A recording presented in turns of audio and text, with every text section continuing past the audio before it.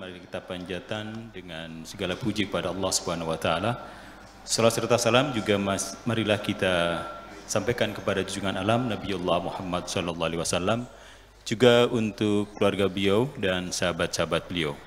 Sahabat Himmat TV, bahagia sekali hari ini kembali kita bersama Himmat TV menyelenggarakan ngaji online, dan ngaji online malam hari ini adalah kajian tafsir Al-Quran, komparasi ayat-ayat perang dan ayat-ayat damai. Digelar hari ini pada kesempatan Selasa 15 September 2020. Dan malam hari ini ada sesuatu yang sangat spesial sekali, karena di ngaji online ini, malam hari ini kita bersama dengan ahli tafsir Indonesia yang dimiliki Indonesia, yakni Profesor Dr. Kiai Haji Quraish Shihab, dan tentu saja bersama Buya Sakur Yasin MA. Beliau adalah pengasuh Pondok Pesantren Jarang Pinggan, Indramayu. Baik, sebelum kita mulai saya akan sapa terlebih dahulu untuk Profesor Dr. Kiai Haji Quraish Shihab. Assalamualaikum Pak Quraish. Waalaikumsalam warahmatullahi wabarakatuh. Alhamdulillah, sehat walafiat Prof malam hari ini. Alhamdulillah. Ini sebuah kebahagiaan bagi Himmat TV bisa bergabung dan bersama Profesor dalam kajian tafsir Al-Quran, komparasi ayat-ayat perang dan ayat-ayat damai. Kita ada waktu 1 jam ke depan, Prof, untuk bersama di acara ini. Kemudian juga saya sapa, di sini ada pengasuh Pondok Pesantren Jarang Pinggan, Buya Sakur Yasin MA. Assalamualaikum, Buya. Waalaikumsalam warahmatullahi wabarakatuh. Kelihatan lebih fresh sekali. Oh iya, alhamdulillah. Sengaja karena ingin bertemu dengan Bapak Profesor Quraish Shihab. Seperti ada nostalgia yang terangkat malam hari ini. Oh iya, Buya. Sudah barang tentu. Iya. Baik, Prof, malam hari ini kita akan bahas tentang komparasi ayat-ayat perang dan ayat-ayat damai. Ini yang pertama saya akan ke Profesor Quraish Shihab dulu. Prof, ayat-ayat perang sering dipakai oleh beberapa orang tertentu untuk menjustifikasi kekerasan di kondisi damai. Dan parahnya lagi, ia bergerak atas nama agama. Ini dodok persoalannya sebenarnya bagaimana dan tentang ayat-ayat perang dan ayat damai ini. Silakan, Prof. Mari. Baik, bismillahirrahmanirrahim. Alhamdulillah, wassalatu wassalamu ala rasulillah wa ala alihi wa ashabihi wa man.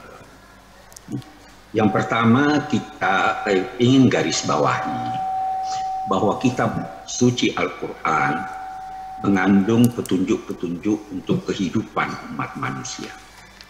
Kehidupannya di dunia guna meraih kehidupan abadi yang penuh kedamaian, penuh kenikmatan di akhirat. Dalam konteks kehidupan dunia itu, datanglah aneka tuntunannya menyangkut kehidupan, bagaimana hidup bertetangga, bagaimana hidup dengan orang tua, bagaimana perkawinan, bagaimana jual beli, yang semuanya itu mengarah untuk mewujudkan perdamaian dari hati dan di dalam kehidupan bermasyarakat. Dalam konteks mencapai kedamaian itu juga, Al-Quran berbicara tentang peperangan. Tetapi kita perlu garis bawahi bahwa peperangan yang dibicarakan dan diizinkannya itu sebenarnya tujuannya adalah kedamaian. Karena itu saya tidak ingin ada seseorang yang memperhadapkan antara ayat-ayat damai dan ayat-ayat perang. Memang ada sementara orang yang salah paham kalau enggan berkata terlalu keras, sehingga beranggapan bahwa ayat-ayat yang berbicara tentang peperangan atau memerintahkan berperang itu telah membatalkan ayat-ayat yang berbicara tentang kedamaian. Padahal sebenarnya tidak demikian. Kalau kita berkata seperti itu, membatalkan ayat-ayat yang berbicara tentang kedamaian, maka itu seakan-akan Islam yang berbicara tentang kedamaian ketika Nabi Shallallahu Alaihi Wasallam berada di Mekah, dan sebahagian ayat-ayat yang berbicara tentang perang ketika Nabi berada di Medina, seakan-akan kalau itu dipertentangkan, Islam ini ada dua, ada Islam Mekah, ada Islam Madinah. Padahal tidak demikian halnya. Kita harus memahami prinsip-prinsip dasar dari ajaran Islam, yang dasar utamanya itu adalah mendambakan kedamaian. Ini yang pertama yang saya ingin katakan. Karena itu, Anda akan menemukan dalam konteks berbicara tentang ayat-ayat damai dan perang, itu bisa jadi satu ayat Anda nilai dia berbicara tentang perang, tetapi dalam saat yang sama kita dapat menilainya bahwa itu ayat berbicara tentang kedamaian. Di sisi lain, kalau kita bandingkan uraian Al-Quran tentang kedamaian dan peperangan, kita akan menemukan bahwa selama di Mekah sampai awal kehadiran Nabi Shallallahu Alaihi Wasallam di Madinah, itu sekitar 15 tahun, tidak ada ayat yang berkaitan dengan perang yang turun. Ayat-ayat yang berkaitan dengan perang itu baru turun setelah Nabi berada di Madinah lebih dari setahun, atau katakanlah 2 tahun. Jadi berarti 15 tahun dari masa kenabian itu semuanya berbicara tentang kedamaian. Baru seperti apa yang saya katakan tadi, bisa jadi ada ayat yang orang nilai, oh ini berbicara tentang perang, padahal itu sebenarnya berbicara tentang kedamaian. Satu hal yang kita perlu garis bawahi, bahwa jangan pernah menduga bahwa ayat yang berbicara katakanlah tentang dengan redaksi qital, yaitu perang, pembunuhan. Jangan duga bahwa ayat itu otomatis berbicara tentang perang. Saya ambilkan satu contoh. Rasul Shallallahu Alaihi Wasallam membimbing umat Islam di Mekah, mengajarkan dan mengajak mereka bersabar, tabah, tidak melawan, dengan perintah bersabar dan lain sebagainya. Itu selama 15 tahun sampai di Medina, dan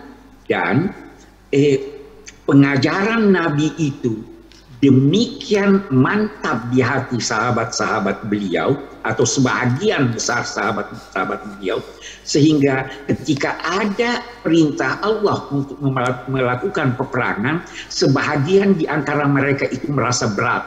Itu ayat yang berbicara kutiba alaikumul qital wa huwa kurhun lakum. Diwajibkan kepada kamu berperang padahal itu kamu tidak senang. Ayat ini bicara tentang peperangan atau perdamaian. Mereka tidak senang peperangan, tetapi itu mereka butuhkan demi kedamaian. Mereka tidak senang peperangan, sudah terdidik jiwa mereka untuk selalu damai, sehingga waktu turun kutiba alaikumul qital wa huwa kurhun lakum, Allah menyatakan wa asa an takrahu syai'an wa huwa khairun lakum.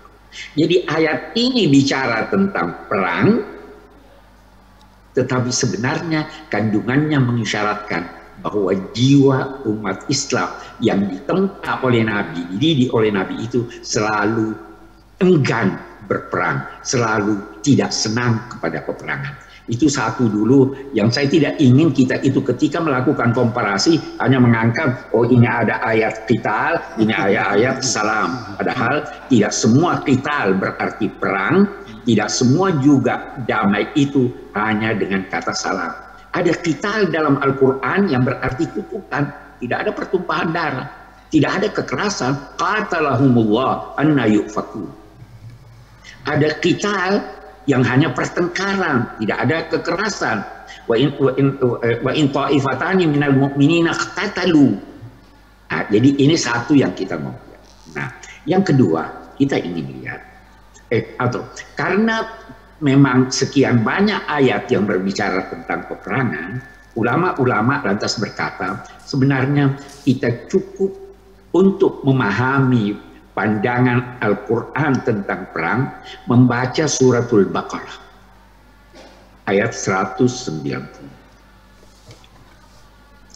Apa itu di sana?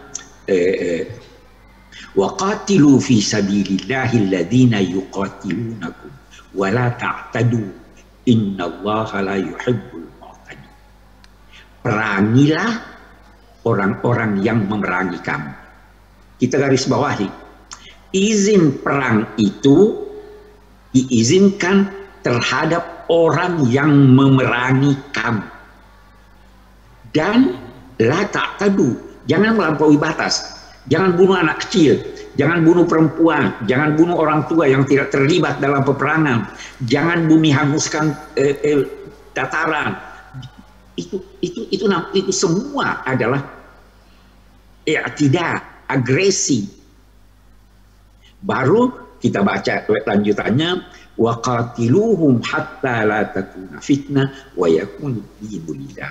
Perangilah mereka, batasnya adalah agar tidak terjadi penganiayaan. Puncak penganiayaan itu menghalangi seseorang melaksanakan ajaran dan kepercayaan yang dianutnya. Bukan hanya Islam. Gitu. Hatta la takuna fitnah. Baru lanjutnya, wa yakunu dinu lillah, dan kepatuhan itu hanya kepada Allah.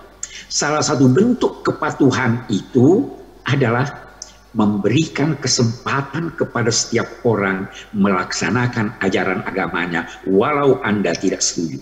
Buktinya, lakum dinukum waliyadin. Buktinya ada ayat lagi yang secara tegas menyatakan la yu'akhid, apa itu astagfirullahalazim, apa ayatnya itu maknanya mudah-mudahan sebentar saya bisa ingat. La yanhaakumullahu 'anil ladzina lam yuqatilukum fid din aw yukhrijukum min diyarikum an tabarruhum wa tuqsitu ilaihim innallaha yuhibbul. Allah tidak melarang kamu untuk berbuat baik, untuk berlaku adil terhadap orang-orang yang tidak memerangi kamu dalam agama atau mengusir kamu dari tumpah darah kamu. Itu Al-Faqih Ibn Arabi itu berkata, tuqsitu ilaihim, itu maknanya memberi sebahagian hartamu, bukan berlaku adil. Karena berlaku adil itu wajib terhadap kawan dan lawan. Tapi ayat ini menyatakan tuqsitu ilaihim amalkum, memberikan mereka sebahagian dari harta benda kamu. Jadi perang hanya yang memerangi terhadap agama, perang hanya yang mengusir kita dari tumpah darah kita. Demikian disejajarkan antara agama dan kebangsaan dan kenegaraan. Selain dari yang melakukan hal ini, maka kita boleh untuk berlaku adil, berbaik-baik, memberi sebagian harta. Nah, itu ayat yang prinsip-prinsip dasar dari ajaran perang ini. Karena itu, kalau kita melangkah lebih jauh, kita akan melihat bahwa sebenarnya dasarnya ingin damai. Jangan pernah berkata bahwa seorang muslim diwajibkan mengislamkan seluruh dunia. Anda tidak bisa. Allah sudah menjelaskan hal itu. Lau sya'allahu la ja'alakum ummatan wahidah. Kalau Allah berkehendak, kamu semua bisa dijadikan. Tapi dikatakannya wala yazaluna mukhtalifin. Semua tetap akan terus beda-beda. Kalau begitu, demi kedamaian, lakum dinukum waliyadin. Perang kalau ada, kalau diizinkan, maka itu dalam konteks memelihara agama-agama ini. Itu sebabnya di ayat yang lain di suratul Hajj itu ada dikatakan, apa itu ayatnya, uzina lilladzina yuqataluna bi annahum zulimu innallaha ala nasrihim laqadir. Diizinkan kepada orang-orang yang diperangi karena mereka dizalimi, diizinkan untuk melakukan pembelaan. Walaula daf'ullahi nasa ba'dahum bi ba'din lahuddimat sawami'u wa bi'u wa salawatun wa masajid fi katsira. Seandainya Allah tidak mengizinkan pembelaan satu kaum atas kaum yang lain yang ingin menganiaya, maka pasti akan diruntuhkan biara-biara, gereja-gereja, sinagog, masjid-masjid di mana nama Allah disebutkan di situ. Jadi sebenarnya perang untuk mengislamkan orang itu tidak pernah ada. Perang itu untuk membela agama, membela kepercayaan demi meraih kedamaian. Ada orang-orang, memang seperti yang Anda katakan tadi, ada orang-orang yang ingin mempertentangkan. Itu bahkan ada yang salah paham, saya ingin berkata salah paham. Dia anggap itu ayat-ayat di surat Bara'atun minallah dan seterusnya itu yang melarang kaum musyrik berada di kota Mekkah, bahkan memerintahkan memerangi mereka. Kalau masih tetap akan berada di sana, itu dijadikannya sebagai bukti bahwa tidak ada lagi toleransi terhadap orang musyrik, karena Allah sudah perintahkan di surat Bara'ah itu, di surat Taubah itu, agar mengusir mereka dari Mekah. Saya ingin berkata begini. Yang pertama, setiap negara, kita tidak lihat dulu dari segi agama, setiap negara mempunyai wewenang mengatur wilayahnya. Sampai sekarang tidak semua orang bisa masuk ke Amerika yang dinamakan negara demokrasi itu. Sampai sekarang negara-negara masih bisa mengusir warga asing dari negaranya kalau dianggap memberikan atau memberi dampak buruk terhadap negaranya. Wajar dong kalau Allah berkata untuk di Mekah tidak semua orang bisa datang. Mereka akan mengganggu keamanan, mereka akan mengganggu ketentraman, mereka akan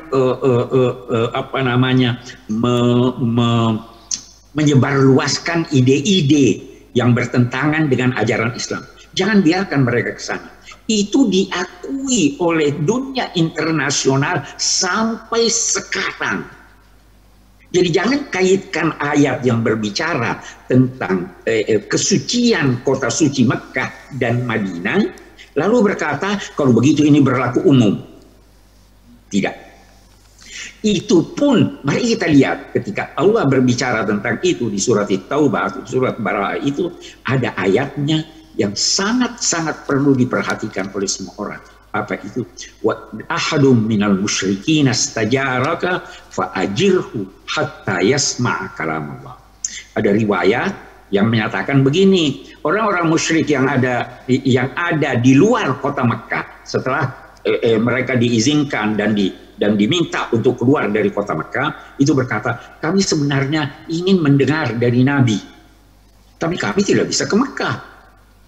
Maka turun ayat ini. Kalau ada di antara kaum musyrikin yang meminta perlindungan kepada kamu, boleh jadi dia butuh air yang ada di Mekkah, boleh jadi dia membutuhkan sesuatu, boleh jadi dia takut dari penganiayaan orang-orang musyrik yang lain. Kalau ada yang datang meminta perlindungan kepada kamu, berilah dia perlindungan supaya dia bisa mendengar ayat-ayat Allah, supaya dia bisa melihat bagaimana keindahannya Islam dengan akhlak kaum muslimin yang ada di Mekah. Kemudian antarlah dia ke tempat tujuannya, jangan paksa dia memeluk Islam. Jadi kita dapat menyimpulkan bahwa sebenarnya ayat-ayat perang itu tujuannya untuk mendapatkan kedamaian. Karena itu, jika terjadi peperangan antara kaum muslimin dengan selain dia dan yang selain kaum muslimin yang sedang perang ini minta untuk damai, maka Allah berfirman, wa in janahu lis-silmi fajnahlah. Kalau mereka cenderung kepada kedamaian, ayo kamu juga cenderung kepada itu. Boleh jadi ada yang menduga bahwa oh iya dia cuma pura-pura mau damai itu, tapi bermaksud buruk. Tetap saja cenderung juga kepada kedamaian dan berserah dirilah kepada Allah. Allah akan membela kamu selama kamu meraih bermaksud untuk meraih kedamaian untuk seluruh umat manusia. Saya kira itu yang dapat saya simpulkan dari ayat-ayat perang dan damai yang ditemukan dalam Al-Quran. Wassalamualaikum warahmatullahi wabarakatuh. Profesor Kiai Haji Dr. Quraish Shihab. Ya, Al-Quran sebagai hudalil muttaqin, kemudian Al-Quran juga sebagai way of life. Ketika kemudian di Al-Quran tertera ayat-ayat perang, maka sesungguhnya tujuan utamanya adalah untuk damai. Buya, masih berkaitan dengan apa yang disampaikan oleh Prof. Quraish. Ini tentang ayat la ikraha fiddin, Buya. Yang kemudian dari kalangan tertentu mengklaim bahwa ayat ini atau kalimat ini sudah nasih mansuh oleh ayat-ayat perang yang kemudian datang belakangan. Ini penjelasan seperti apa, Buya? Oke, saya pertama-tama ingin menyapa dulu Fadilatul Syekh Quraish Shihab. Assalamualaikum. Waalaikumsalam. Alhamdulillah. Kaif halkum?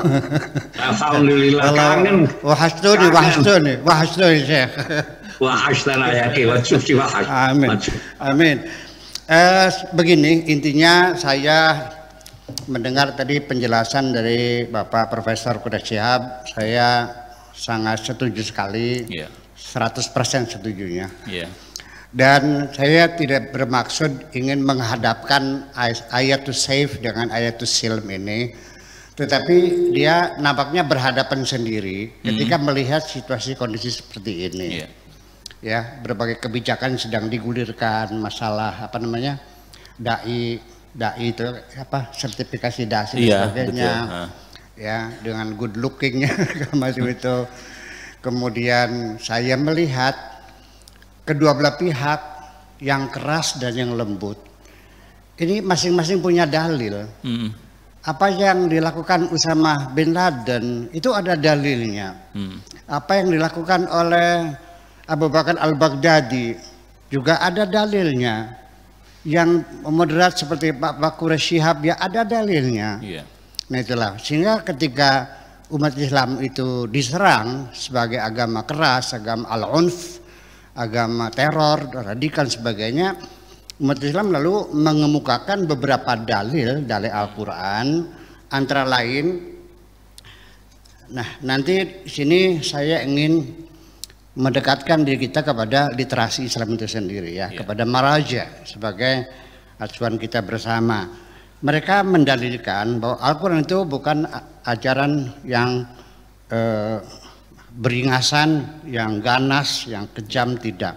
Tapi Islam adalah agama yang damai. Mereka menyampaikan dalilnya yaitu seperti qala ta'ala wala taqtulun nafsa alladzi harramallahu illa bil haq. Al-An'am ayat 15. Kemudian yang kedua, man qatala nafsan bighairi nafsin faka'annama qatala nasa jami'a. Barang siapa membunuh seorang satu nyawa sama dengan membunuh semua orang. Wa man ahyaha faka'annama ahyan nasa jami'a. Memberikan kehidupan seorang sama dengan memberikan kehidupan kepada semua orang. Ini Al-Maidah ayat 32. Kemudian yang ketiga, wa man syaa falyu'min wa man syaa falyakfur. Mau percaya silakan, enggak juga silakan.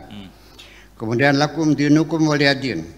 Yang kelima, la yanhakumullahu alladzina lam yuqatilukum fid dini wa lam yukhrijukum min diyarikum an tabarruhum wa tuqsitu ilaihim.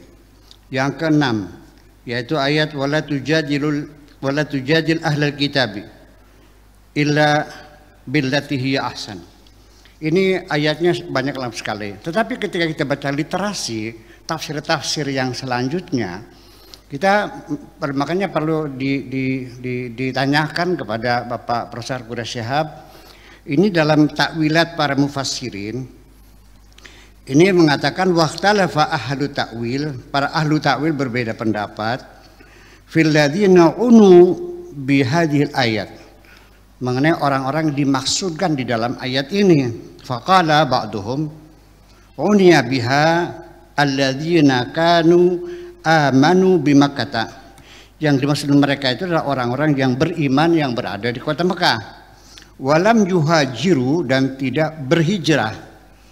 Fa'adzinallahu lil mu'minina, maka Allah mengizinkan kepada orang-orang beriman ya bibarrihim, untuk berbaik-baik kepada mereka, wal ihsan ilaihim, dan berbuat baik kepada mereka. At-Tabari mengatakan yang dimaksudkan inilah orang-orang yang beriman yang masih tinggal di Mekah, itu yang boleh dibaiki, yang boleh disantuni. Itu berarti kan sudah digeser, bukan kepada semua orang, tapi hanya orang-orang yang beriman yang ada di Mekah. Kemudian yang kedua, waqala akharuna bal uniya biha min musyriki Makkah, tetapi yang dimaksudkan adalah mereka itu adalah musyrik orang yang ada di Mekah, man lam yuqatilu al-mu'minin, yang tidak pernah memerangi orang-orang beriman, walam yukhrijuhum, dan tidak pernah mengusir orang-orang beriman, min diyarhim, dari tanah air mereka. Qal wa nasakhallahu dzalika ba'du. Nah, ayat itu dinasakh. Itu tadi yang dijungkul. Ini menjadi masalah nasakh masuk ini. Ya.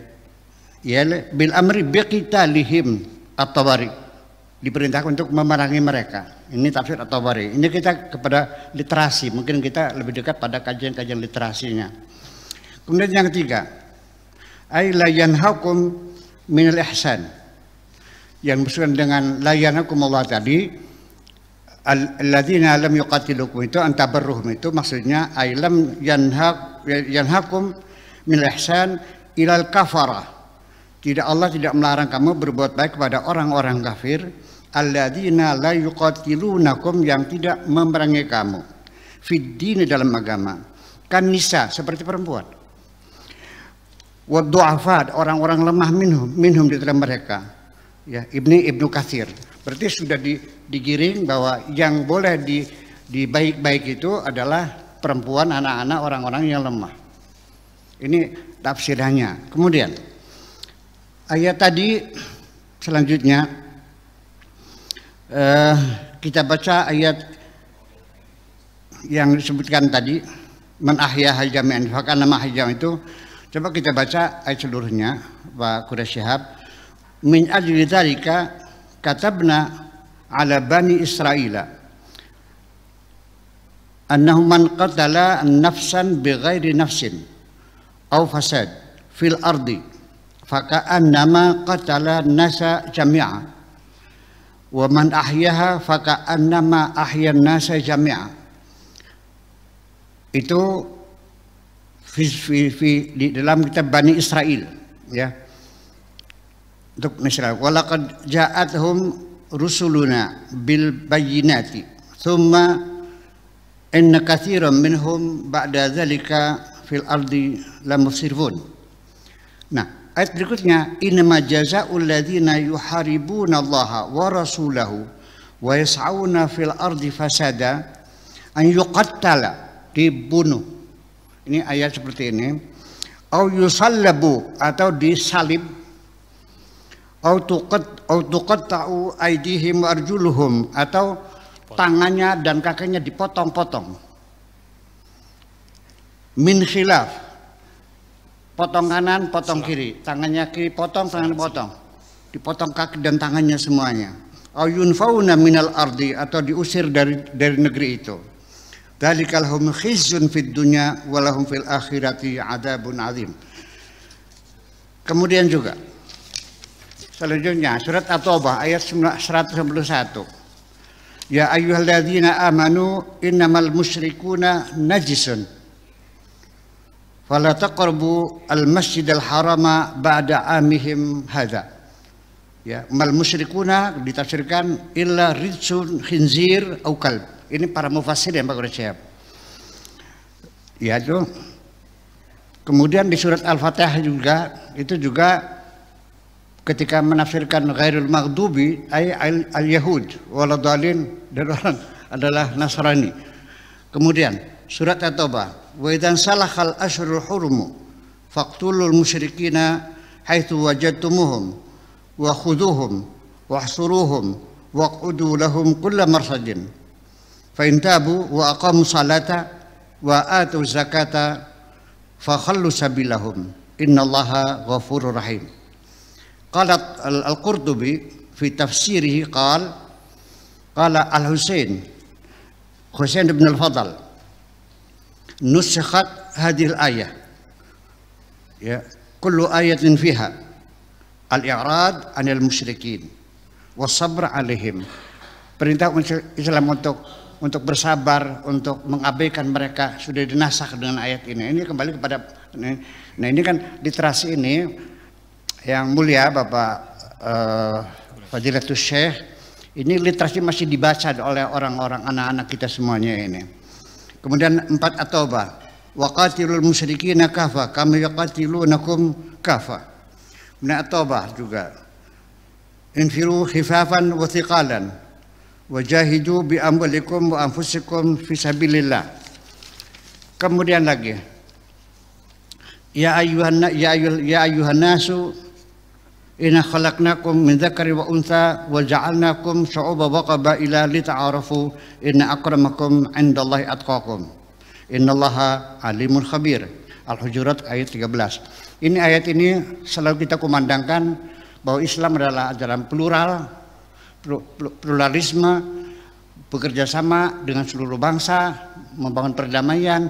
Tetapi di tafsir Quran Al-Qurtubi itu at-ta'awun bainal muslimin, hanya terbatas dengan orang-orang Islam saja, dengan dalil halil Yahudi atqa minal muslim. Apakah mungkin orang Yahudi itu lebih bertakwa daripada orang Muslim? Yaqulu ta'ala dzikruhu inna akramakum ayyuhan nas, sesungguhnya yang paling mulia di antara kamu, 'inda rabbika, di sisi kamu, asyaddukum ittiqaan, yang lebih bertakwa lahu pada Allah, bi ada'i faraidihim, ya, misalkan perintah-perintah Tuhan, wajtinabi ma'asihi, ya, la a'zamu baitan wala aktarukum asyratan. Jadi digeser lagi ke mananya, bukan kepada seluruh manusia, tapi hanya kepada di antara kabilah-kabilah yang ada di Jazirah Arab itu yang sesama agama Islam. Nah ini saya minta konfirmasi ketika literasi kita bisa semacam ini, dan ini masih bisa diakses oleh semua orang, siapapun juga. Saya minta tanggapan bagaimana kita mengelola literasi yang semacam ini. Terima kasih Pak Profesor. Iya, terima kasih. Iya, Prof, tadi beberapa argumentasi yang disampaikan oleh Buya tentang argumentasi secara literasi, banyak tafsir-tafsir yang justru juga masih tetap kencang menyuarakan ayat-ayat perang ini. Tanggapannya Prof, silakan untuk Prof Quraisy. Ya, Assalamualaikum. Halo, unmute, mohon di... Oke, ya. Mendengar suara saya? Iya, ya, sudah dengar. Oke, bagus. Mari kita lihat. Ya. Yang pertama, jangan lepaskan pemahaman ayat-ayat Al-Quran dari praktik Nabi Muhammad SAW. Jangan lepaskan dari hadis. Kalau Anda hanya berpegang pada bunyi teks tanpa memperhatikan praktik-praktik Nabi Muhammad SAW, maka Anda bisa keliru. Mari kita bertanya, salah satu dari apa yang tadi, apakah Nabi pernah bekerja sama dengan orang musyrik atau tidak? Waktu hijrah, Nabi itu yang menuntun beliau ke Mekkah, penunjuk jalannya adalah Abdullah bin Uraiqid yang bukan Muslim. Jadi kaitkan ke sana. Bukankah Nabi pernah meminjam senjata dari orang musyrik ketika melakukan peperangan terhadap musyrik yang lain? Itu pernah. Jadi ada kerjasama itu. Kalau kita mau ambil tadi ayat-ayat La yanhakumullahu 'anil ladzina lam yuqatilukum fid din. Ini pengecualiannya bahwa ada pengecualian atau tidak. Ayat itu tidak berbicara tentang ada pengecualian. Siapapun yang tidak memerangi kamu dalam agama. Dan prakteknya seperti itulah. Seperti itulah. Waktu kaum muslimin tertindas di Mekah, itu yang membela kaum muslimin, yang bekerja sama dengan kaum muslimin adalah di Habasyah pemerintahnya yang Kristen ketika itu. Itu sebabnya juga Al-Quran menyatakan orang yang paling cinta kepada orang muslim itu alladzina qalu inna nasara la tadinanna aktsaran nasi adawatan lil ladzina amanu ladzina asyraku al-yahud wal ladzina asyraku wa la tajidanna aqrabahum mawaddah. Siapa itu alladzina qalu inna nasara. Jadi jangan lepaskan dari pengamalan Nabi, jangan hanya angkat ini begini. Itu tadi ayat apa itu inna khalaqnakum min dzakarin wa unsa wa ja'alnakum syu'uban wa qabaila lita'arafu. Apakah itu hanya khusus untuk orang Islam atau untuk orang Arab? Tidak. Siapapun dari manusia ini yang berbeda-beda bangsanya, berbeda-beda sukunya, berbeda-beda agamanya, itu semua dicakup oleh ja'alnakum syu'uban wa qabail inna khalaqnakum min dzakarin wa unsa wa ja'alnakum. Jadi jangan lantas berkata, oh ini cuma orang Islam, oh ini yang dilarang ini. Itu semua pengecualian yang tidak ada dasarnya. Dan praktek Nabi tidak seperti itu. Nah, kemudian saya ingin melangkah lebih jauh. Saya memang sudah sering menulis. Saya kira sejak di buku saya Membumikan Al-Quran, saya sudah berkata, sebagian referensi kita itu yang dibaca sampai sekarang ini, di beberapa pesantren atau di beberapa perguruan, itu ditulis oleh ulama-ulama pada masa pertikaian.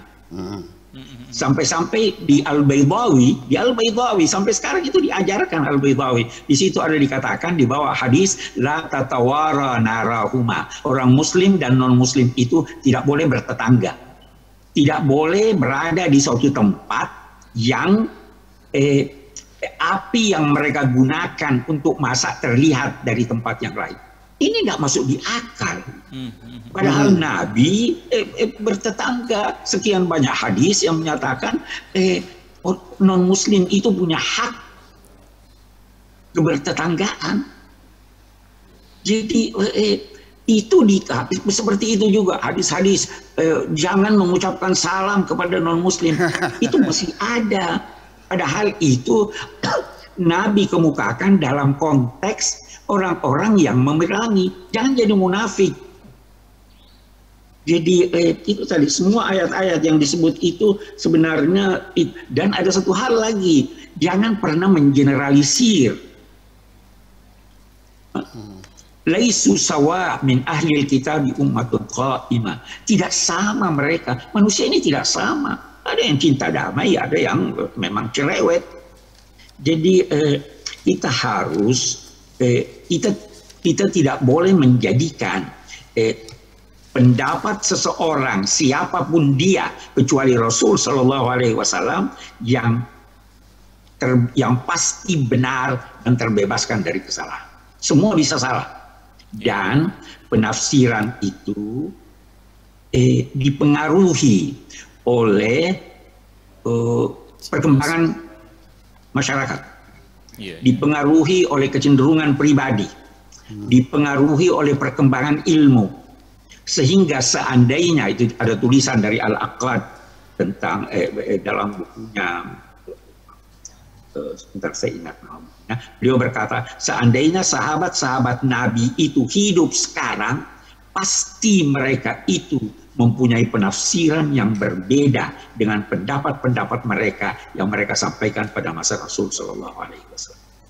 Jadi Al-Quran ini ditujukan kepada umat manusia seluruhnya. Kita semua disuruh salat, tapi kita juga semua disuruh berfikir. Dan ketika berfikir, kita pasti dipengaruhi oleh budaya kita. Selama budaya itu budaya positif, maka itu dapat diterima. Al-ada muhakkimah atau muhakkamah. Kita dipengaruhi oleh perkembangan ilmu. Ilmu mereka tertinggal. Sekarang kita punya ilmu baru. Kita dipengaruhi oleh situasi. Jadi jangan lantas berkata narasi saya Al-Qurtubi, narasi saya Al-Tabari. Bisa jadi benar pada masanya, tapi untuk masa kita sudah berbeda. Itu tanggapan saya. Tapi prinsipnya Allahumma antas salam wa minkas salam wa ilaika ya'udus salam. Ahdina rabbana bis-salam wa adkhilnal jannata daras salam. Itu prinsip kita. Kita ingin damai. Baik. Iya, itu Buya jadi sudah memang secara saya juga literasi sepakat juga ya, ya. sama, kita tidak sejak dulu kita selalu sama sepakat pikiran kita. Nanti akan dipertanyakan, lalu bagaimana kita menyikapi dengan literasi semacam itu? Hal nahnu fi amasi hajatin liqiraatin jadidah lil Quran. Apakah kita perlu membuat qiraat jadidah, bacaan baru terhadap Al-Quran supaya disesuaikan dengan kesenian dan kedinian ini. Tetapi sebelum itu saya ingin sampaikan dulu bahwa ini di Sirah Nabawiyah Ibn Hisham. Saya bacakan, qala Ibn Ishaq za'ama rijalun min Bani Mahzum anna Aba Mas'ud kana yaqulu qala li laqad irtaqaita murtaqan sa'ban ya ruwai ayyal ghanam. Ini bermaksud itu disebutnya ruwai al ghanam karena dia dulu mengembala kambing. Qala thumma ihtazaztu ra'sahu. Ibnu Mas'ud ini lalu memotong kepalanya Abu Jahal. Ya, thumma jitu bihi Rasulullah sallallahu alaihi wasallam. Kemudian kepala Abu Jahal itu saya bawa kepada Rasulullah. Faqultu ya Rasulullah, hada ra'su aduwillah ibnu Abi Jahal. Ini kepalanya musuh Tuhan, musuh Allah, Abu Jahal. Faqala Rasulullah sallallahu alaihi wasallam, Allahu alladzi la ilaha ghairu. Qala wa kanat yamin Rasulillah. Rasulullah sallallahu alaihi wasallam qala qultu na'am. Ya. Betul, ini kepada Abu Jahal. Wallahu alladzi la ilaha ghairu. Thumma alqaitu ra'sahu baina yadayhi Rasulillah. Kemudian kepala Abu Jahal saya gulungkan di depan Rasulullah sallallahu alaihi wasallam. Fahamidallah, dan Nabi memuji alhamdulillah, kepala pamannya sudah tergeletak benar. Ini cerita semacam ini kan menjadi bacaan anak-anak kita. Jadi maksud saya bahwa termasuk juga begini, masalah potong tangan, ya. Di kitab fikih itu as-sari fasal itu faktor ejuma. Begini, saya sendiri sebetulnya memilih apakah ini memang terjadi atau memang itu dibuat oleh para sejarawan yang berpihak, yang membuat opini sendiri. Saya lebih memilih untuk tidak mempercayai hadis-hadis semacam ini, bukan kepada Rasulullah pada aja. Mungkin kelengahan Imam Bukhari dan sebagainya dalam mengumpulkan hadis. Karena bagi saya ada dua pilihan. Karena kalau saya melihat hadis-hadis yang kekerasan seperti ini, itu sangat mengganggu, betul-betul sangat mengganggu kemesraan saya dengan Rasulullah. Daripada kemesraan saya terganggu, saya akan mengatakan mungkin ini Imam Bukhari yang kurang selektif, begitu saja. Bagaimana pandangan Bapak Profesor Dr. Quraish Shihab? Iya, Prof. Ditemukan lagi beberapa literasi yang tadi disampaikan Buya Sakur. Bagaimana tanggapannya, Prof, tentang hal yang semacam tadi dikatakan itu? Unmute, mohon di... Halo?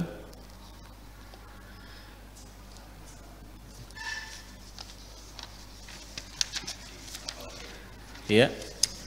Unmute-nya mohon di touch terlebih dahulu. Ya, Ya, sudah baik. terdengar. Ya. Oke. Ya, Saya tanggapi yang terakhir deh. ya. Jadi begini, itu tadi cerita Abu Jahal dan sebagainya, sebagaimana dikatakan diterima, disampaikan oleh Ibnu Hisham dalam sirahnya, dan itu bersumber dari At-Tabari. Iya. Ya kan? Satu hal dulu yang disepakati oleh ulama. Yang pertama, semua uraian-uraian sejarah itu diriwayatkan dalam bentuk yang tidak ketat penilaiannya, tidak seketat uraian-uraian menyangkut akidah atau hukum. Karena itu, apa yang Anda temukan dalam riwayat-riwayat yang berkaitan dengan sejarah, itu tidak semuanya benar. Setuju, ya. Ya, itu sudah dibahas oleh ulama. Bahkan At-Tabari berkata, saya di sini hanya mencantumkan apa yang saya dengar. Silahkanlah Anda meneliti apa itu benar atau salah. Bahkan lebih dari itu, ulama-ulama al-jarh wa ta'dil yang memberikan penilaian kepada tokoh-tokoh periwayat-periwayat hadis, ada di antara mereka yang berkata bahwa At-Tabari itu penilaian terhadapnya tidak kuat, sehingga tidak semua riwayat yang disampaikannya, apalagi kalau sudah berkaitan dengan sejarah, itu harus diterima. Nah, jadi tidak ada masalah kalau Anda tidak mau setuju dengan itu. Ulama membolehkan. Daripada kemesraan saya terganggu bersama Rasulullah ini. Yang kedua tadi yang disebut soal potong tangan. Ini juga saya ada tulis itu di buku saya, Islam yang disalahpahami. Itu menyebut-sebut potong tangan dan lain-lain sebagainya. Sama juga tadi ayat yang dibaca itu, innama jazaa'ul ladzina yuharibuna Allah wa rasulah. Mari kita lihat potong tangan. Bukan semua yang mencuri itu pasti dipotong tangannya. Ada syarat-syaratnya. Orang yang meletakkan barang bukan pada tempatnya, lantas dicuri orang lain, pencurinya tidak dipotong tangannya. Yang salah kenapa tempatkan bukan pada tempatnya. Orang yang mencuri barang di mana barang itu ada sedikit kepemilikannya kepada barang itu, tidak dipotong tangannya. Orang yang mencuri barang lalu pemiliknya memaafkan pencurinya dan sebelum disampaikan kepada yang berwajib, itu tidak dipotong tangannya dan lain-lain sebagainya. Potong tangan dalam 400 tahun sejak Nabi meninggal itu dapat dihitung hanya beberapa kali. Itu pun setelah berulang-ulang yang bersangkutan melakukan pencurian. Itu sebabnya kata ulama, ini Pak Syakur pasti paling tahu ahli bahasa itu, Al-Quran itu menyatakan as-sariq was-sariqatu, sariq bukan alladzi yasriq, yang mencuri itu beda dengan pencuri. Kita kan menyanyi tapi kita bukan penyanyi. Al-Quran mengatakan begitu juga tadi innama jazaa'ul ladzina yuharibuna Allah wa rasulahu. Dulu pemotongan kepala, penganiayaan sangat-sangat merajalela di seluruh dunia. Ayat itu turun dalam pandangan Imam Malik, itu bukan perintah untuk memenggal kepala dan lain-lain sebagainya. Kata wawu di situ menurut Imam Malik litakhyir. Hakim boleh memilih apa yang sesuai dengan perkembangan masanya, sehingga salah satu di antara pilihan itu au yunfau minal ard, disingkirkan dari tempat tinggalnya, dari bumi, yakni sekarang dipenjarakan. Jadi banyak penafsiran. Saya hanya ambil yang jadi ulama-ulama kita dahulu sangat berjasa memberikan penjelasan terhadap ayat-ayat Al-Quran untuk masyarakatnya.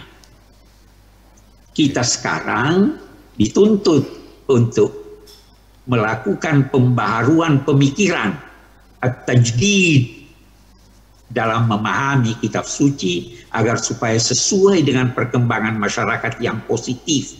Saya garis bawahi yang positif. Itu yang dilakukan oleh Al-Azhar. Itu yang dilakukan. Kita tidak ingin hidup pada masa lalu dengan tuntunan-tuntunan yang diberikan solusinya oleh ulama-ulama kita. Karena kita tidak ingin dinilai orang terlambat lahir. Kita mestinya lahir 500-600 tahun yang lalu. Sekarang sudah tidak. Jadi perlu ada pemikiran-pemikiran baru yang dilakukan oleh ulama-ulama, dan supaya lebih terjamin perlu ada ijtihad jamaah. Kita bersama-sama berpikir bersama dengan semua pakar dalam berbagai bidang ilmu untuk menetapkan bagaimana tuntunan agama. Saya kira itu Pak Syakur yang saya bisa. Iya. Oke. Ya. Tadi Bapak Profesor sudah siap menyangkut tentang Al-Azhar, ya. Tetapi saya melihat dewasa ini Al-Azhar dengan harokat tanwiriyah yang sekarang sedang menggeliat di Mesir, ya, seperti Syed Al-Qimni, seperti Muhammad Syahrur, seperti Ali Masrur Al-Kayali, ini sangat bertentangan, bahkan konfrontatif dengan Al-Azhar itu. Bagaimana Pak Dr. Quraish Shihab melihat berseberangannya Al-Azhar dengan harokat tanwiriyah yang sedang berkembang di Mesir ini? Kita tidak ingin menolak suatu pendapat kecuali berdasar prinsip-prinsip ajaran agama. Kita tidak menolak untuk memahami Al-Quran yang dikemukakan oleh para orientalis kalau memang itu sejalan dengan prinsip-prinsip ajaran agama. Kita juga tidak segan untuk menolak pendapat yang dikemukakan oleh ulama Islam yang tulus, tetapi sudah bertentangan dengan prinsip-prinsip perkembangan ilmu pengetahuan yang telah terbukti kebenarannya. Jadi saya tidak anti Syahrur, saya tidak anti siapapun, tapi pada banyak penafsiran-penafsirannya yang bertentangan dengan prinsip-prinsip ajaran agama. Itu yang ditolak oleh Al-Azhar. Tapi bahwa kita berbeda, wajar berbeda. Ya. Selanjutnya pertanyaan terakhir ini begini, saya kan dulu pernah mengusulkan kepada Bapak Menteri Agama dulu waktu kita masih sering bersama, Pak Munawir Syadzali dulu, saya mengatakan bahwa ini Quran terjemahan Depak itu perlu direvisi, diperbaiki lagi karena ada beberapa kesalahan. Dan beliau mengatakan mana bukti kesalahannya? Saya bilang tidak usah satu Quran lah, ayat pertama saja. Ketika menerjemahkan Bismillahirrahmanirrahim, itu terjemahan resminya adalah dengan nama Allah yang Maha Pengasih dan Maha Penyayang. Ketika ba di situ, yang tadinya ba itu artinya banyak, ada ba sababiyah, ada ba qasam, ada ba apalagi ba yang tidak ada maknanya, ya, ba zaidah dan sebagainya. Nah, ketika diterjemahkannya itu dengan nama Allah, ini berarti banyak lil isti'anah. Kalau isti'anah itu tadkhulu alal alah, masuk pada alat. Jadi kalau bismillah dengan nama Allah, nanti akidatan, secara akidah kita menganggapnya Tuhan sebagai alat. Jadi kenapa tidak terjemahkan atas nama Allah saja daripada dengan nama Allah? Itu satu. Kemudian juga ada beberapa ayat Al-Quran, ini bukan kesalahan, seperti hatta yalijal jamalu summal khiyam. Ya. Nah, itu al-jamal itu di At-Tabari disebutkan zaujul naqah, artinya onta. Sebetulnya ini tidak matching antara onta dengan lubang jarum. Sesuatu yang tidak mungkin terjadi, diibaratkannya seperti onta masuk lubang jarum. Kalau kita sesuatu yang mustahil terjadi seperti menunggu kuda bertanduk. Ini antara lubang jarum dan onta nggak masuk, nggak matching. Jadi dalam bahasa Arab itu kalau kecil namanya khaitun, kalau besar ini namanya hablun, kalau sebesar ini buat nali kapal itu namanya jamalun. Jadi yang matching itu tambang tidak mungkin tambang pengikat kapal itu dimasukkan ke lubang jarum. Jadi bukan ontak semacam itu tuh. Jadi artinya ini juga mungkin di terjemahan depan ini juga sama, ontak gitu. Jadi artinya bahwa revisi Al-Quran terjemahannya itu menurut Pak Gulesep perlu atau tidak perlu Al-Quran direvisi kembali. Makasih Pak Ustaz. Silahkan. Oke, saya bahkan lebih dari itu. Saya tidak setuju Al-Quran diterjemahkan. Tidak bisa diterjemahkan. Yang diterjemahkan itu, yang dijelaskan itu maknanya. Karena terlalu bahasa Indonesia adalah bahasa yang miskin. Ya, Bahasa Jawa itu jauh lebih kaya dari bahasa Indonesia. Nah, bahasa Arab sangat kaya. Ada berkata sementara orang ada 12 juta kosakata bahasa Arab. Bahasa Perancis itu hanya 6 juta. Bahasa Indonesia tidak tahu berapa. Jadi bagaimana aneka kata yang terdapat dalam Al-Quran ini bisa dialih bahasakan ke bahasa Indonesia? Tidak bisa. Jadi kita menerjemahkan dalam arti menjelaskan maksudnya. Ya. Jadi itu, dan itu sebenarnya dilakukan oleh Departemen Agama sejak sekian tahun. Sampai sekarang saya masih terlibat dan pusat studi Al-Quran yang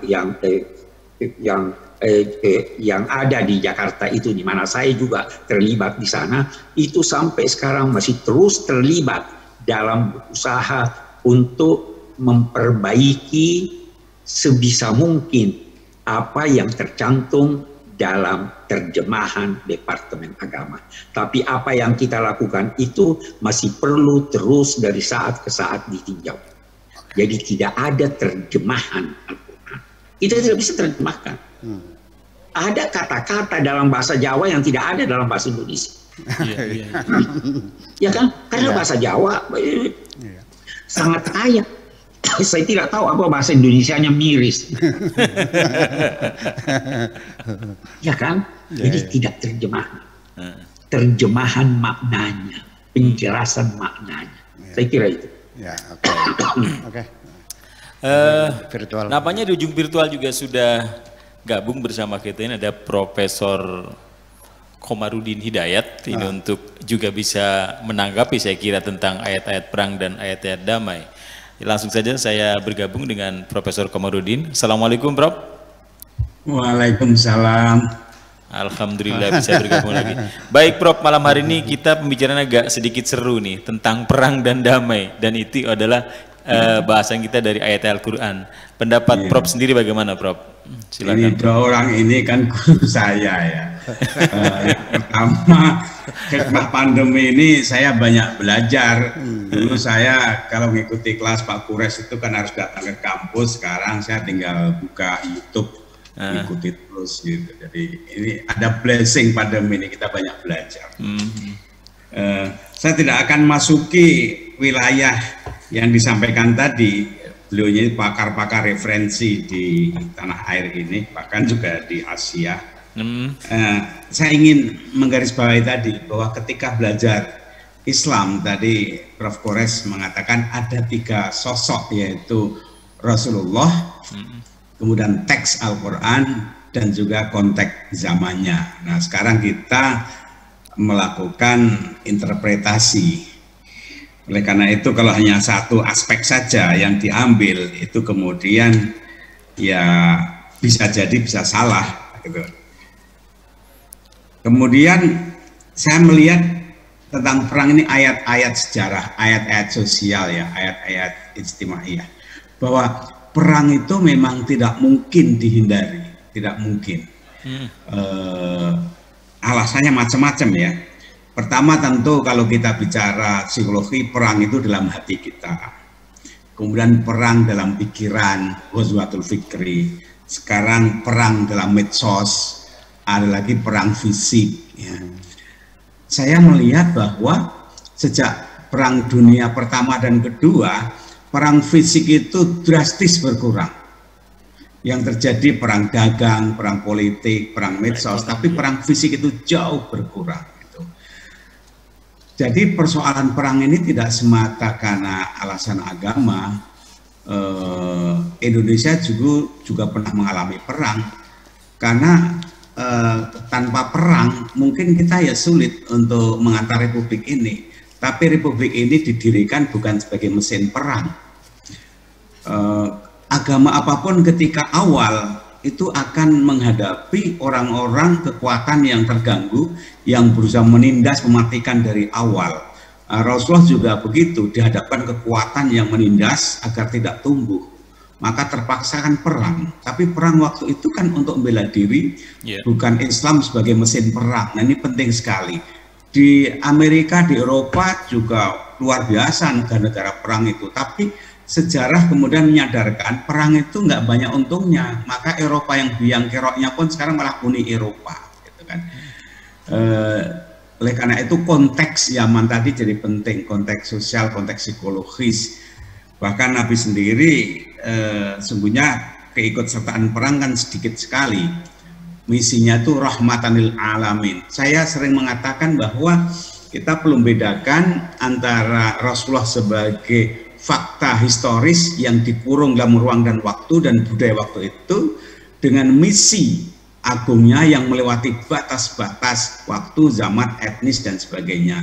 Jadi kita harus menangkap yang itu tanpa harus terputus dengan benang merahnya praktek Rasulullah tadi. Tapi misi Islam kan bukan untuk masa lalu, tapi untuk masa depan dan untuk lil alamin, jadi luas sekali.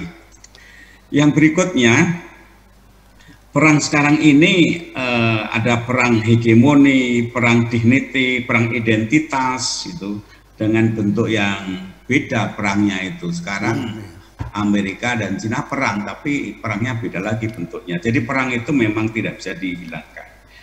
Nah, dalam ilmu sosial gitu ya, perang itu ada motifnya itu karena power. Nah, ini tokohnya Nietzsche ya. Tiap orang itu ingin menguasai, atau Fir'aunisme, jadi power. Bukan karena materi, bukan karena apa, tapi orang itu senang dengan kekuasaan, dengan power. Ini juga kadang-kadang dengan ringan aja melumpuhkan musuhnya. Ada lagi perang karena ekonomi. Ini sering dikaitkan dengan teori Marxian, ekonomi. Ada lagi orang perang karena cinta, libido. Ini sering dikaitkan dengan Freud. Gitu.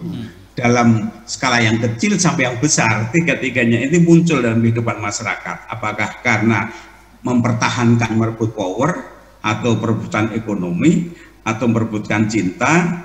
Nah, satu lagi memang ada karena keyakinan iman. Yang berikutnya saya ingin sedikit memberikan catatan. Dulu waktu saya kuliah di IAIN Ciputat, saya dulu di Fakultas Usuluddin, itu jurusan perbandingan agama. Di agama itu dibanding-bandingkan. Yang dibandingkan bisa kitab sucinya, bisa masyarakatnya. Tapi sekarang tidak lagi perbandingan agama, tapi religious studies, studi agama-agama, tidak diperbandingkan. Mengapa? Karena banding-bandingkan ini kemudian ada kecenderungan mengadili like or dislike, itu sah-sah saja, tapi kurang fair. Tapi ketika religious studies, maka agama dilihat apa adanya, bahwa akhirnya kita punya preferensi pilihan iman, itu tiap orang seperti itu, yaitu study of religions. Nah, yang ketiga sekarang bukan begitu, naik lagi interreligious studies, tidak interreligious studies, sudah naik lagi, bukan diperbandingkan, bukan dipisahkan, tapi interreligious studies. Bahkan ada ungkapan populer, to be religious today, to be interreligious. Maksudnya apa? Keberagaman seorang itu tidak bisa diukur hanya dalam konteks internal diri kita, kelompok kita. Ketika kita masuki masyarakat yang global, lintas, sekarang ini kan lintas sekali. Kalau kita masuki satu kompleks, tidak monolit lagi agamanya, maka keberagaman seorang akan dilihat bagaimana sikapnya, pandangannya terhadap agama lain. Dulu tidak muncul pertanyaan pandangan seperti itu, tapi sekarang muncul. To be religious mean to be interreligious. Pemerintah pun begitu sekarang. Di Indonesia lebih-lebih dari awal negara Pancasila, bagaimana kebijakannya terhadap agama-agama lain, itu akan dihitung. Kalau toh misalnya ada seorang yang ekstrim anti agama lain, dan suatu saat dia diminta jadi menteri agama, dia perwakilan negara, pilihannya hanya dua. Satu, dia juga harus bersikap bagaimana terhadap agama lain. Ketika agama lain ada acara misalnya Natalan, kalau dia menteri agama, apakah diam atau mengutuk seperti dulu gitu. Jadi apakah dia tidak akan tahan lama jadi menteri agama, atau dia jadi menteri agama tapi juga harus menunjukkan sikapnya pada agama lain. Nah, ini situasi yang ada sekarang. Oleh karena itu penting sekali hemat saya, kita itu sekarang menyadari bahwa umat Islam itu memang kalau bicara alamin harus siap memasuki to be interreligious. Tidak berarti menyamakan semua agama, tidak, tapi dalam pengertian kita harus punya kesiapan untuk memahami, menerima keberadaan yang lain. Nah, ada sekelompok orang yang tidak siap memasuki pluralitas, globalitas, tidak siap, merasa terganggu imannya, maka kemudian mereka membuat rumah-rumah yang kecil, bergaul, berguru dengan orang yang sama agar merasa tidak terganggu. Itu bisa saja, itu sah-sah saja, tapi ke depan sulit dipertahankan sikap seperti itu. Karena apa? Karena kita itu bagian dari masyarakat global. Gitu. Malam hari ini saya gembira sekali mendengarkan satu pencerahan dari profesor saya, guru saya. Jadi saya hanya ingin mengatakan saja sebuah apresiasi. Terima kasih. Oke, iya, sama-sama terima kasih. Ya, ternyata Prof. Komarudin ini memandang perang itu dari berbagai dimensi, dan banyak sekali ketika perang itu diterjemahkan kekinian. Dan ketika kita ingin membawa Islam sebagai bentuk rahmatan lil alamin, maka kita harus siap untuk menjadi to be interreligious. Kembali ke Pak Profesor Quraish Shihab, menanggapi apa yang disampaikan oleh Prof. Komarudin, bagaimana Prof? Saya setuju 100%. Yeah. Terdengar suara saya? Oke. Ya, ya, terdengar baik, terdengar baik. Ya, jadi saya sepenuhnya setuju. Saya sepenuhnya setuju. Kita harus mengikuti perkembangan, karena agama ini itu ditujukan untuk semua masyarakat, ditujukan untuk semua manusia tanpa pemaksaan. Maka kita harus memahami manusia itu. Saya ingin bahkan memberi satu ilustrasi bagaimana perkembangan pemahaman ulama-ulama Al-Azhar, bahkan sebagian ulama masa lalu yang enggan menamai non-muslim yang belum mengenal Islam dengan baik sebagai orang-orang kafir. Mereka itu karena apa? Seorang itu baru dituntut tanggung jawab keagamaannya apabila dia sudah mengenal agama itu. Apabila dia sudah memahaminya, apabila tidak ada hambatan-hambatan ilmiah yang menghambat pemahamannya. Sedang katanya itu ada uraian dari Syekh Al-Azhar Ahmad Al-Tayyib yang dia kutip dari ulama-ulama sebelumnya, bahwa sampai sekarang masih ada orang-orang yang belum mengenal Islam. Orang di Eropa tidak kenal Islam karena contoh yang diberikan dari Islam yang mereka lihat itu tidak menarik mereka.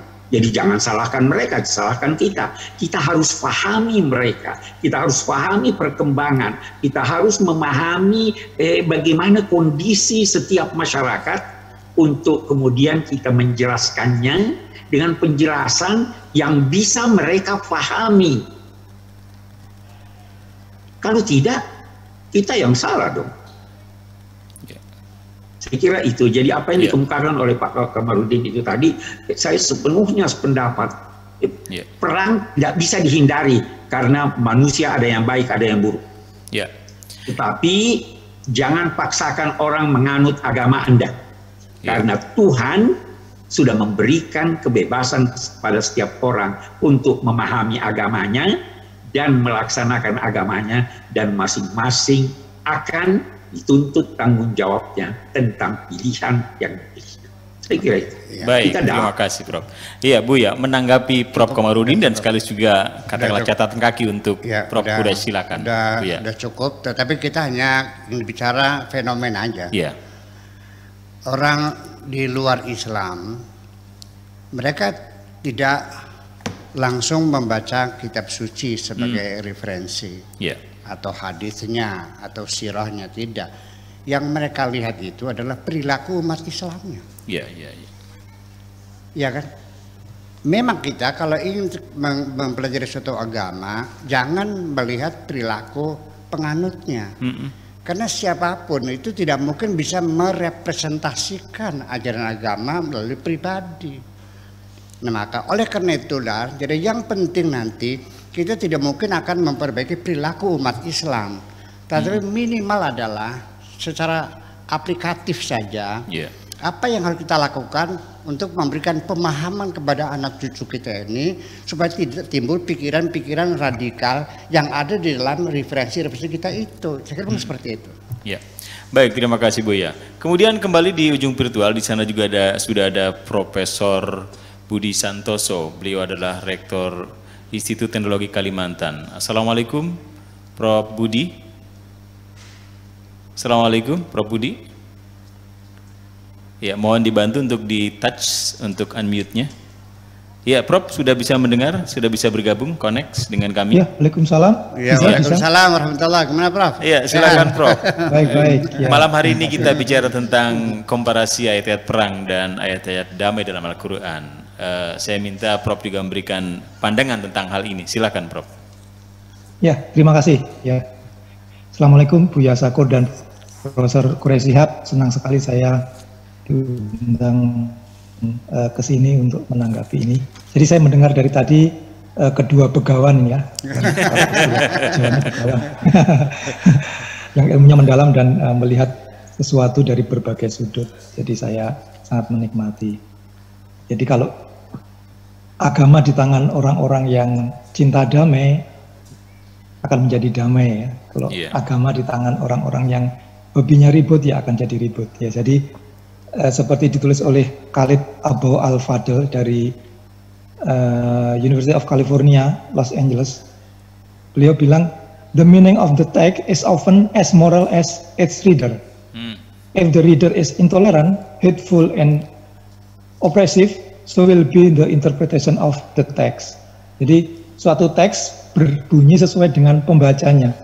Kalau pembacanya itu ya suka damai, ya membaca ayat perang akan dilihat dulu perangnya, ayatnya dalam kondisi seperti apa gitu ya. Tapi kalau orang yang suka ribut, ada ayat perang langsung nafsu, wah ini betul. perang gitu ya. Jadi ayat berbunyi sesuai dengan moral pembacanya. Kalau pembacanya orang yang cinta damai seperti Buya Sakur dan Quraisy Shihab, saya kira juga akan diinterpretasikan secara damai. Bahkan ayat perang pun bisa dilihat dari sisi yang sebaliknya, seperti tadi dikembangkan oleh Profesor Quraisy Shihab. Ayat yang bercerita tentang perang sebenarnya itu menganjurkan perdamaian, jadi bisa dilihat dari sisi yang positif. Nah, dalam kaitannya dengan dunia sekarang ya, biasanya orang-orang kan menggunakan agama untuk berbagai kepentingan ya. Kalau saya baca bukunya Jared Diamond, jadi seorang penulis dari Amerika, The World Until Yesterday, itu dia mempelajari kenapa agama ini kok awet ya, dari dulu sampai sekarang kok nggak hilang-hilang gitu ya. Padahal agama itu membebani penganutnya dengan berbagai kewajiban. Gitu. Ya kelompokkan beberapa manfaat agama antara lain untuk koherensi sosial ya, untuk koherensi kelompok masyarakat, kemudian untuk menenangkan pribadi, menghilangkan rasa was-was. Kemudian satu lagi di antara sekian fungsi adalah untuk kepentingan politik. Ya, jadi dengan agama biasanya penguasa itu bisa bertahan lama, gitu ya. Dan itu sudah ada dalam sejarah Indonesia maupun sejarah di Timur Tengah maupun di Eropa. Ya. Jadi biasanya penguasa itu suka menggunakan ayat-ayat perang tadi untuk menekan masyarakat atau untuk menggerakkan masyarakat untuk melawan pihak lain gitu ya. Tapi kalau penganut-penganut agama yang bekerja secara individu ingin mencari ketenangan biasanya menggunakan ayat dari sisi apa damainya ya, dari sisi positifnya. Jadi saya tentu saja sangat setuju dengan pendapat beliau-beliau berdua dan termasuk Profesor Komarudin Hidayat tadi bahwa agama tidak seharusnya digunakan untuk kepentingan untuk perang, apalagi dalam kondisi kita sekarang damai ya. Jadi kalau sedikit-sedikit meneriakkan ayat-ayat peperangan saya kira kehilangan konteksnya ya. Iya, betul. Saya kira begitu. Ya, jadi, mari kita membaca ayat dengan menggunakan pendekatan toleransi, kemudian diversity, pluralisme gitu ya. Jadi ayat yang bercerita tentang perang pun bisa kita lihat dari sisi yang positif bahwa itu sebenarnya ada maksud damai begitu. Saya kira kalau kita begitu agama akan tetap terus bertahan, tidak ditinggalkan oleh penganutnya. Ya, saya kira begitu. Terima kasih. Ya, terima kasih Prof. Budi Santoso, Rektor Institut Teknologi Kalimantan. Agama itu tergantung siapa yang memegangnya atau membacanya. Ketika ia suka dengan kekerasan, maka ia akan diterjemahkan sebagai sumber kekerasan. Dan ketika diterjemahkan sebagai sumber kedamaian, maka ia menjadi sumber kedamaian. Ini akan kembali ke Prof. Quraish Shihab. Banyak orang yang mengatakan bahwa ketika tadi dikatakan oleh Prof. Budi Santoso, agama itu tergantung siapa yang memegangnya. Mungkinkah ini banyak sekarang ini pendistorsian mengenai penafsiran Al-Quran, Prof. Quraish? Silakan, Prof. Unmute-nya, punten, Prof. Mohon di-touch dulu. Oke. Iya, silakan. Terdengar. Oke. Sekarang begini, kita harus kembalikan kepada tujuan kehadiran agama itu apa. Iya. Kalau kita membuka ayat-ayat Al-Quran, ketika Adam diperintahkan Allah untuk turun ke bumi, itu dinyatakannya imma ya'tiyannakum minni hudan faman tabi'a hudaya fala khaufun 'alaihim wa lahum yahzanun. Kalau datang petunjukku, yakni petunjuk agamaku, maka ketahuilah bahwa siapa yang mengikuti petunjuk itu dia tidak akan merasa takut, tidak akan merasa sedih. Jika demikian, agama ini tujuannya adalah kedamaian. Orang biar tenang dan sebagainya. Itu tujuan kehadiran agama. Karena itu, setiap langkah agama, setiap tuntunan agama, walaupun itu ketika mengizinkan untuk perang, maka sebenarnya tujuannya agar terjadi kedamaian.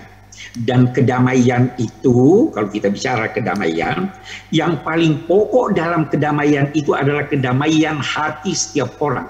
Bagaimana Anda bisa memberikan kedamaian kalau Anda sendiri tidak damai? Yang kedua, Anda harus damai dulu. Anda sakit gigi, betapapun indahnya dan merdunya suara, Anda tidak senang karena Anda tidak damai dengan diri Anda. Jadi biarlah orang menganut agamanya yang berbeda dengan agama Anda supaya dia damai, sehingga kedamaian dapat dia berikan kepada Anda. Dan damai itu ada dua macam. Ada damai pasif, ada damai aktif. Kalau Anda tidak mengganggu orang, tidak mengambil haknya, tidak memaki dia, maka itu sudah terjadi damai pasif. Yang diinginkan oleh agama itu damai aktif. Maka lahirlah itu tuntunan-tuntunannya. Ucapkanlah salam kepada orang yang Anda kenal dan tidak kenal. Yang Anda tidak kenal boleh jadi bermaksud buruk kepada Anda, tapi ucapkan salam buat dia. Jadi betul sekali penafsiran itu, penafsiran agama itu, kalau hatinya memang sudah senang ribut dan sebagainya, ayat-ayat damai pun dia ini seperti yang kita dengar tadi itu. Betul. Seperti yang kita dengar, oh ini sebenarnya maksudnya ini. Nah, carikan jalan supaya kedamaian itu yang wujud dalam kehidupan kita. Damai itu dambaan manusia di dunia dan dambaannya di akhirat. Saya kira itu. Jadi saya sependapat itu bahwa hati, pikiran, itu sebabnya penafsiran Al-Quran banyak berkaitan dengan kecenderungan manusia. Iya. Betul. Oke, terima kasih. Iya. Buya bisa menambahkan. Oke, saya mungkin seperti hampir menyimpulkan aja ya. Pertama, kemungkinannya kita membuat undang-undang sensor buku-buku, ya kan, akademis, halakoh, ya, disensor. Tapi ini tidak mungkin, karena kita sudah punya internet, orang nggak bisa ditahan sekarang mah. Yang kedua adalah kita membuat kurikulum yang kira-kira sejalan dengan haluan pandangan hidup kita semuanya. Ini mungkin dilakukan. Yang ketiga, memang ini juga efektif. Jadi bukan teks agamanya yang kita perbaiki atau kita tafsirkan ulang, tetapi manusianya dibikin baik dulu sehingga semuanya menjadi baik. Terima kasih, begitu kira-kira. Baik, iya. Iya, terima kasih. Dan Prof, ini saya mohon Prof untuk memberikan closing statement di akhir acara ini. Silakan Prof. Terima kasih sebelumnya. Silakan Prof. Closing statementnya. Mari kita hidup damai berdampingan. Kita akan merasakan nyamannya hidup di dunia dan akan merasakan nyamannya hidup di akhirat. Saya kira itu yang saya. Terima kasih. Mari kita hidup berdampingan dan itu kedamaian akan kita capai. Buya, closing statementnya. Pak Komarudin Hidayat barangkali closing statement. Nanti di